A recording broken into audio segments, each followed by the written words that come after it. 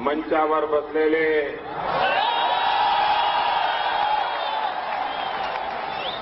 भारतीय जनता पार्टीचे खासदार, माझे मित्र,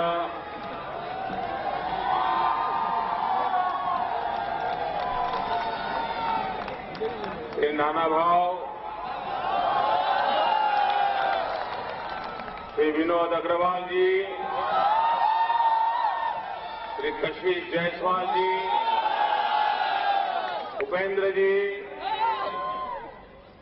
और इस चुनाव में भारतीय जनता पार्टी के उम्मीदवार विनोद अग्रवाल हमारे जिला के अध्यक्ष भी है और यहां के उम्मीदवार भी हैं। श्री विजय रांगड़े जी, श्री राजकुमार बड़ोले जी, श्री संजय पुराम, श्री चरण वाघमारे, श्री राजेश काशीवार, श्री एड रामचंद्र अवसरे और विशाल संख्या में पधारे हुए गोंदिया के प्यारे भाइयों और बहनों,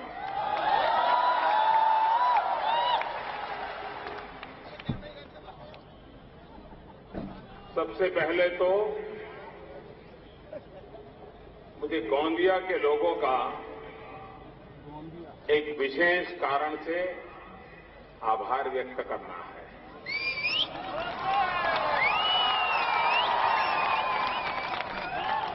मुझे उनका धन्यवाद करना है और मुझे उनको अभिनंदन भी करना है। जब लोकसभा का चुनाव चल रहा था, हमारे मित्र नानाभाऊ मेरे पीछे पड़े थे, आप गोंदिया आइए वरना मैं चुनाव हार जाऊंगा, आपको जरूर आना चाहिए। मैंने कहा नानाभाऊ आप मुझसे भी ज्यादा लोकप्रिय हैं, आप जीत जाएंगे। नहीं बोले वो एनसीपी का नेता अरबों रुपया खर्च करता है। मैंने कहा आप अरबों खरबों की चिंता मत कीजिए, आप लोगों के बीच चले जाइए, आप चुनाव जीत जाएंगे। मैंने ये नानाभाऊ को कहा था, आपका पर भरोसा रख करके कहा था। मुझे विश्वास था कि गोंदिया कभी मेरा भरोसा नहीं तोड़ेगा और जो मैं सोचता था वही आपने करके दिखाया। मैं आ नहीं पाया था, उसके बावजूद भी आपने इतनी प्रेम वर्षा की, नानाभाऊ को विजयी बना करके दिल्ली भेज दिया भाई। इस बार मुझे लगा कि मुझे गोंदिया के पास वोट मांगने के लिए जाने की जरूरत नहीं है, वोट तो देने ही वाले हैं। लेकिन मुझे कर्ज चुकाने के लिए जरूर आना है और इसलिए मैं आज कर्ज चुकाने के लिए आया।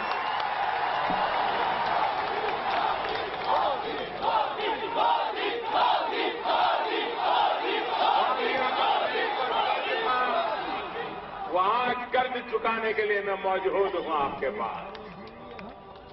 यहां मंच पर खासदार भी हैं, आमदार भी हैं और मेरे जैसा कामदार भी है।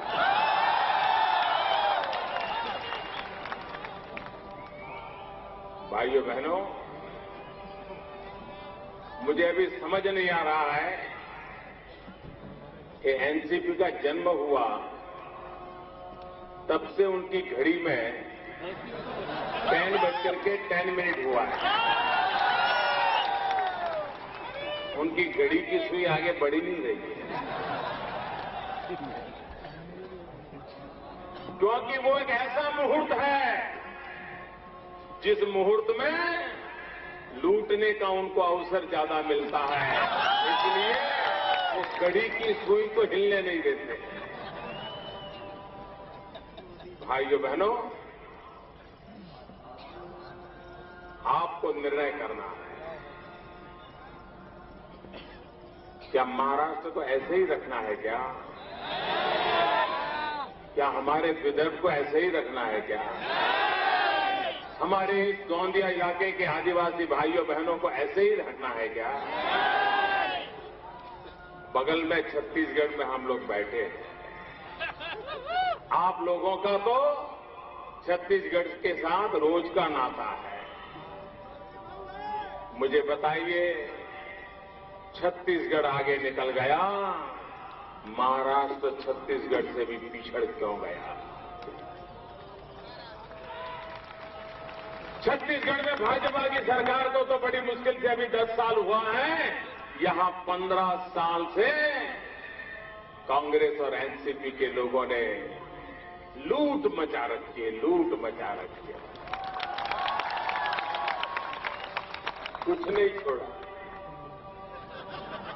आप मुझे बताइए, कोई एक ऐसा क्षेत्र बता दीजिए जहां पर आपको भ्रष्टाचार की बदबू ना आती हो।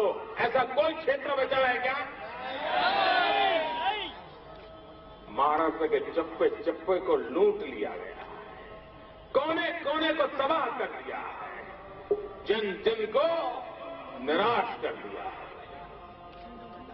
जो लोग करगिल की शहीद विधवाओं का मकान लूट लेते हैं, जो लोग किसानों का पानी लूट लेते हैं, जो लोग घरों की बिजली लूट लेते हैं, जो लोग नौजवानों का रोजगार लूट लेते हैं, जो लोग समाज के आशा और अरमानों को तबाह कर देते हैं, ऐसे लोगों के हाथ में महाराष्ट्र नहीं दिया जा सकता। मेरे भाइयों बहनों, नहीं दिया जा सकता।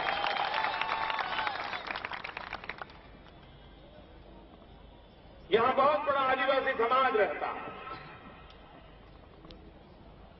60 साल बीत गए, अरबों खरबों रुपयों के बजट रुपये तिजोरी से निकल गए, लेकिन आदिवासी इलाके में क्यों नहीं पहुंचे? आदिवासी के घर तक क्यों नहीं पहुंचे? आदिवासी के जीवन में बदलाव क्यों नहीं आया? और क्या कारण है कि बगल के छत्तीसगढ़ में उसी आदिवासी के जीवन में तेज गति से बदलाव आया? उसका कारण क्या है? वन पैदाशों की जो जंगलों में पैदावार होती है, उसके दाम गोंदिया के आदिवासियों से ज्यादा छत्तीसगढ़ के आदिवासियों को क्यों मिलते हैं? जो मजदूरी का पैसा गोंदिया क्षेत्र के आदिवासियों को मिलता है, उससे ज्यादा पैसा छत्तीसगढ़ के आदिवासियों को मिलता है। ये फर्क क्यों है? क्योंकि यहां की सरकार को न आदिवासियों की चिंता है, न गरीबों की चिंता है।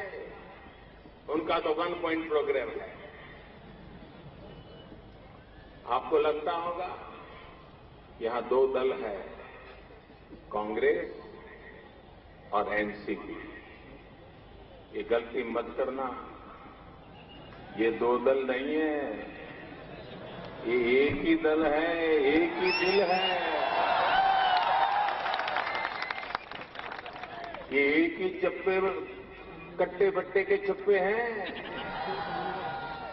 दोनों की आदतें समान है, इरादे समान है, मकसद एक है।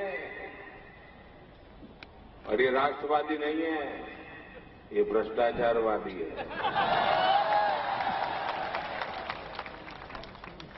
और इसलिए भाइयों बहनों, बहुत हो चुका।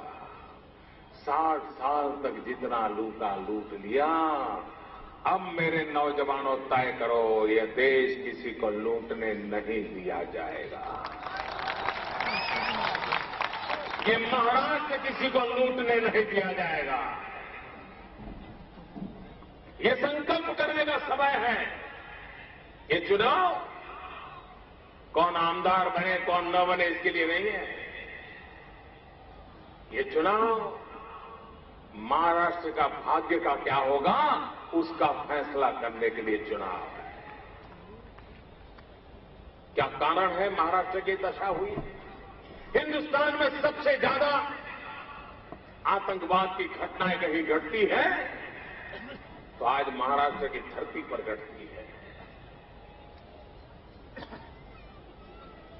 हिंदुस्तान में उत्तर प्रदेश के बाद सबसे अधिक कौमी दंगे कहीं हुए हैं तो कांग्रेस और एनसीपी के राज्य में महाराष्ट्र में हुए हैं।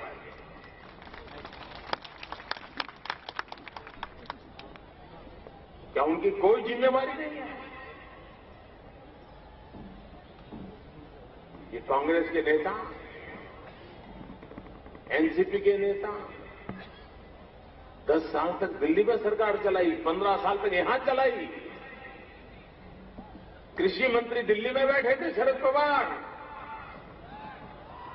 और हर साल 3,700 किसानों ने आत्महत्या की है। मेरे भाइयों बहनों, 3,700 किसान प्रति वर्ष आत्महत्या करें,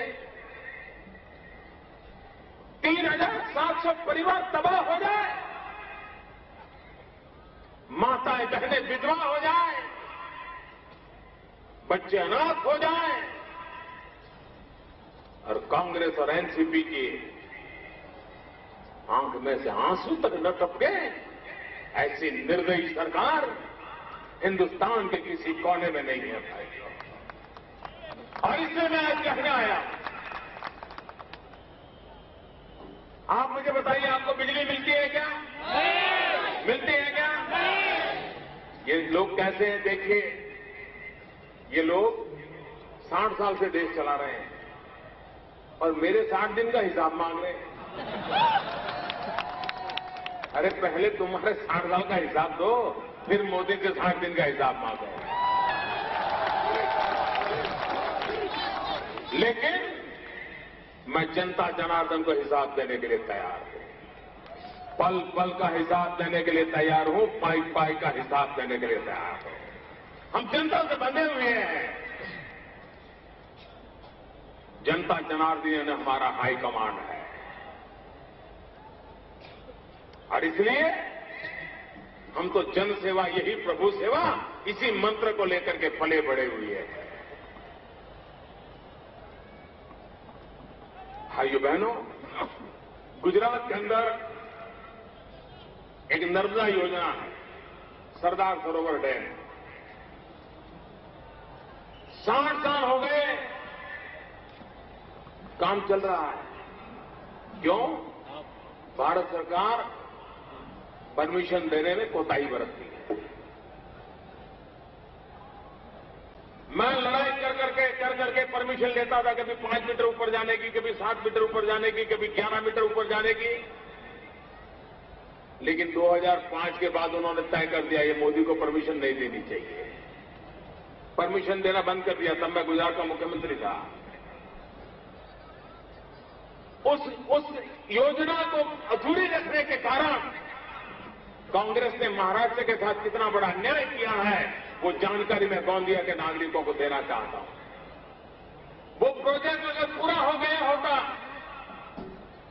हर वर्ष 400 करोड़ रुपए की बिजली मुफ्त में महाराष्ट्र को मिलने वाली थी।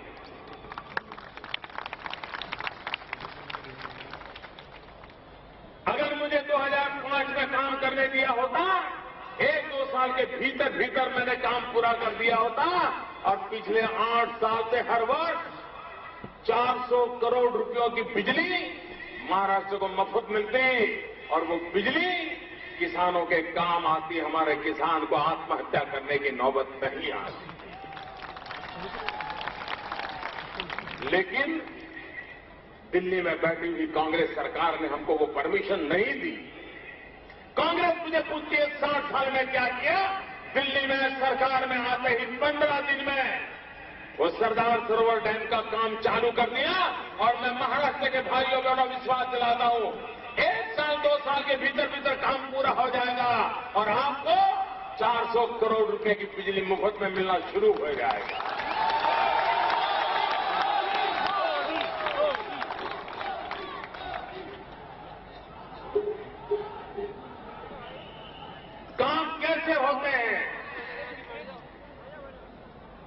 भाइयों बहनों,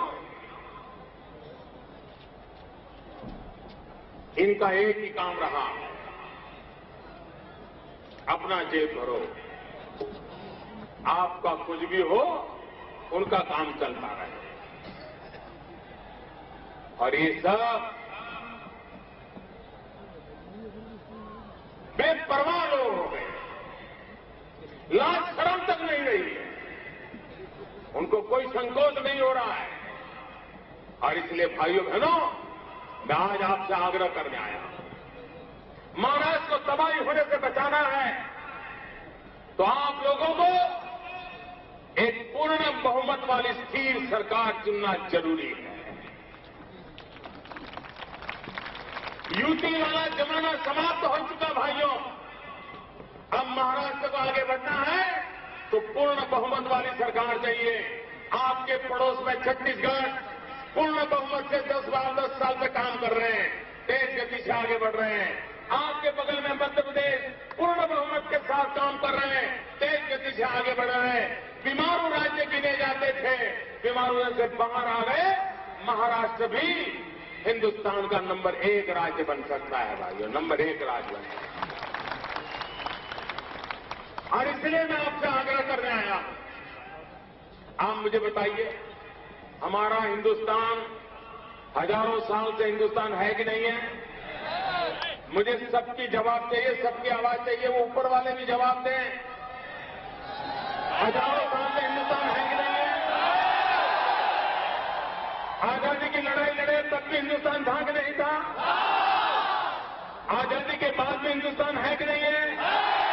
कांग्रेस के राज में भी हिंदुस्तान है कि नहीं है? लेकिन कभी दुनिया में हिंदुस्तान का डंका बजता था क्या? अमेरिका में कोई पूछता था क्या? आज बज रहा है कि नहीं बज रहा है? हिंदुस्तान का लोहा मानते कि नहीं मानते? दुनिया को हिंदुस्तान को स्वीकार करना पड़ रहा है, नहीं करना पड़ रहा है? कारण क्या है? कारण क्या है? क्या कारण है माता बहन? क्या कारण है? मोदी कारण नहीं है। ये मोदी का जादू नहीं है, नहीं ये मोदी का करिश्मा है। ये तो 125 करोड़ देशवासियों की ताकत है,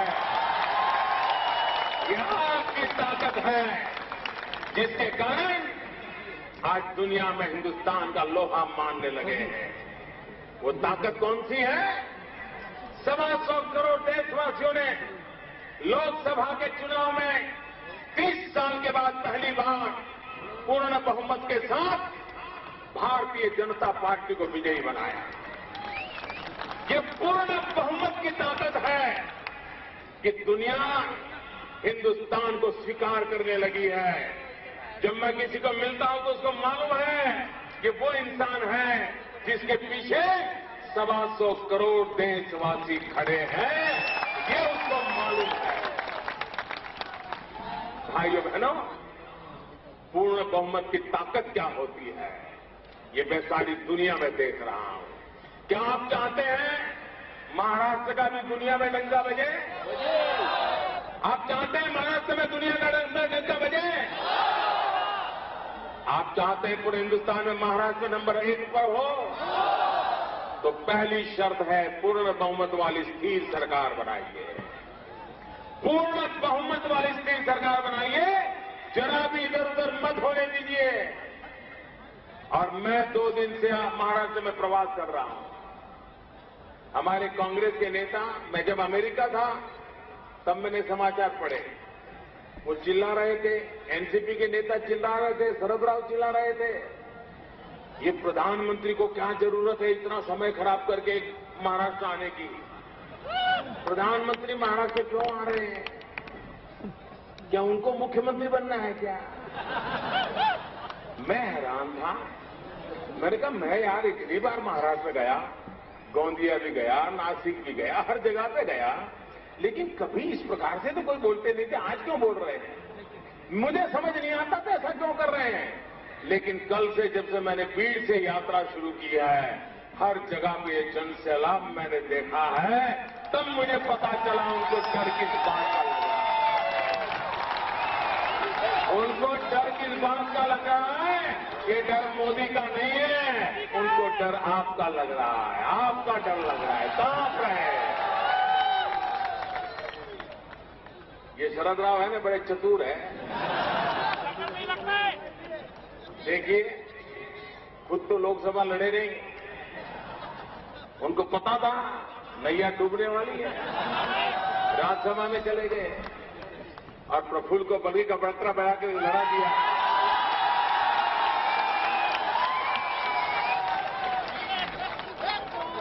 और अभी 10 साल तक कांग्रेस के साथ बराबर चोर लुटेरे भाई भाई, चोर लुटेरे भाई भाई, चोर लुटेरे भाई भाई, सब सरकार में। अब जब डूबने की नैया आई तो नैया छोड़ करके भाग गए। उनको मालूम है हारने वाले थे तो लोकसभा नहीं लड़े, अभी हारने वाले तो सरकार छोड़ करके निकल गए ताकि ठिकरा कांग्रेस के मत्थे पर फूट जाए और वो बच जाए। लेकिन महाराष्ट्र की जनता समझदार है, पाप दोनों ने किया है, सजा दोनों को मिलेगी, सिर्फ एक को नहीं मिलेगी। दोनों ने मिलकर के महाराष्ट्र को तबाह किया है। और इसलिए भाइयों बहनों, इस चुनाव में महाराष्ट्र को तय करना है। पूर्ण बहुमत के साथ मेरे नौजवान, मैं आपसे पूछना चाहता हूं, किसान के बेटे होंगे आप, लेकिन किसान भी चाहता है अब एक बेटा खेती करे, अगर और एक दो बेटे हैं तो किसी और कामकाज में लग जाएं। चाहते कि नहीं चाहते हैं? चाहते कि नहीं चाहते हैं? वो और कामकाज कहां होगा? अगर कारखाने नहीं लगेंगे तो नौजवानों को रोजगार कहां से मिलेगा? और इसलिए मेरे भाइयों बहनों, उद्योगों का विकास होना जरूरी हो गया है। मैंने मेक इन इंडिया का अभियान चलाया है। दुनिया को कहा लगाइए, पूंजी लगाइए, कारखाने लगाइए, हमारे नौजवानों में ताकत है, सस्ते से सस्ता, अच्छे से अच्छा प्रोडक्ट बना करके दे देंगे, दुनिया के बाजार में जाकर के बिकने लग जाएगा।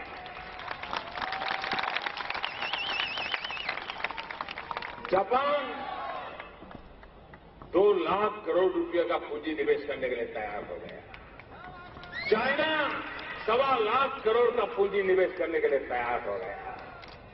भाइयों बहनों, दुनिया से लोग तैयार हो रहे हैं।